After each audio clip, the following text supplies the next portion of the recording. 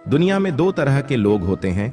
एक वे जो छोटी सी प्रॉब्लम आने पर घबरा जाते हैं और दुखी हो जाते हैं। दूसरे वह लोग होते हैं चाहे कितनी भी बड़ी मुश्किलें उनकी जिंदगी में आ जाए, लेकिन वह हमेशा खुश रहते हैं, हर प्रॉब्लम में अपने आप को संभाल लेते हैं।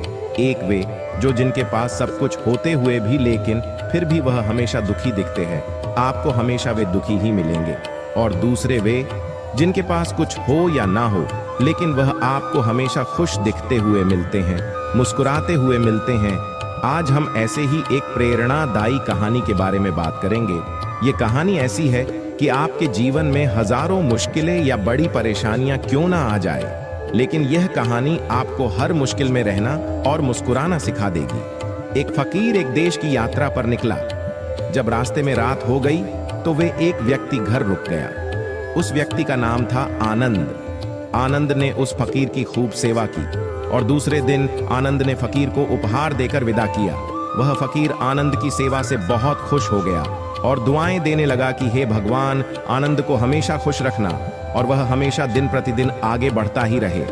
इस बात पर आनंद हंसने लगा और फकीर से आनंद बोला, हे फकीर जो है वह भी अब नहीं रहने वाला। इस बात पर फकीर आनंद की तरफ देखता ही रहा और वहां से आगे चला गया। कुछ साल बाद फिर फकीर आनंद के घर आया और देखा सारा धन और सारी संपत्ति सब कुछ चला गया है। आनंद एक गांव के ही बड़े जमींदार के यहाँ नौकरी कर रहा है। वह फकीर आनंद से मिलने के लिए वहां चला गया। आनंद ने उस अभाव में ही उस फकीर का स्वागत किया और झोपड़ी में ही फटी चटाई पर ही बैठाया। उसके पास खाने के लिए जो रूखी सुख रोटी थी वह खाने के लिए फकीर को दे दिया। जब फकीर वहां से जाने लगा तो उसके आंख में आंसू था और फकीर कहने लगा, हे भगवान, तुमने यह क्या किया? तो आनंद फिर हंसा और कहने लगा, अरे फकीर, तू क्यों दुखी हो रहा है? ईश्वर हमें जिस हाल में भी रखे, हमें हमेशा खुश रहना चाहिए, उसे धन्यवाद देना चाहिए। समय सदा बदलता रहता है और इतना ही नहीं, यह भी नहीं रहने वाला है। इस पर फकीर सोचने लगा कि मैं तो केवल वेश से ही फकीर हूँ, लेकिन सच्चा फकीर तो तुम हो आनंद।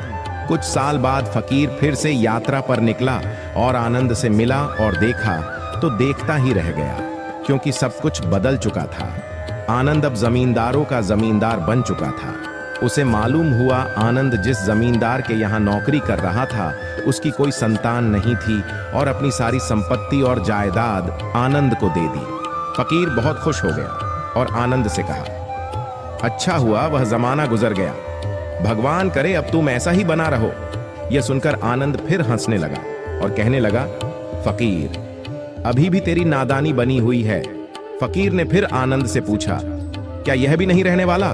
तो आनंद ने उत्तर दिया, हाँ, या तो ये चला जाएगा या फिर इसको अपना मानने वाला ही चला जाएगा। यहाँ पर कुछ भी रहने वाला है ही नहीं। अगर कोई चीज शाश्वत है तो वह है हमारी आत्मा, वह है हमारी मन की शांति, वह है हमारे मन का सुकून, और बाकी जो कुछ भी है वह हमेशा रह ही नहीं सकता। फकीर ने आनंद की बातों को बहुत ही ध्यान से सुना और वापस चला गया।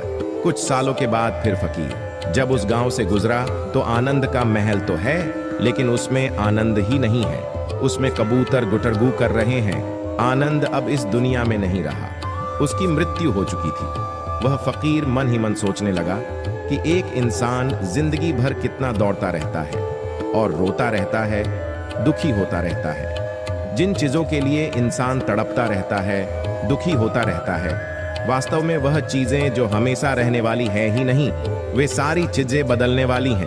यह कहानी यह शिक्षा देती है कि हमारे जिंदगी में जब भी कोई मुश्किल, तकलीफ या दुख आए तो हमें यह सोचना चाहिए कि जिंदगी में इससे पहले मुश्किलें या उलझने आईं तो क्या वे हमेशा रुकी रहीं? जैसे सारी मुश्किलें आकर चली गईं, वैसे ही यह भी मुश्किल चली जाएगी। यह भी हमेशा रहने वाली नहीं है। तो आप हमेशा याद रखिए कि जिंदगी में कितना भी बड़ा दुख क्यों ना हो, वह हमेशा रहने वाली नहीं है। ये दुख भी चले जाएंगे दोस्तों।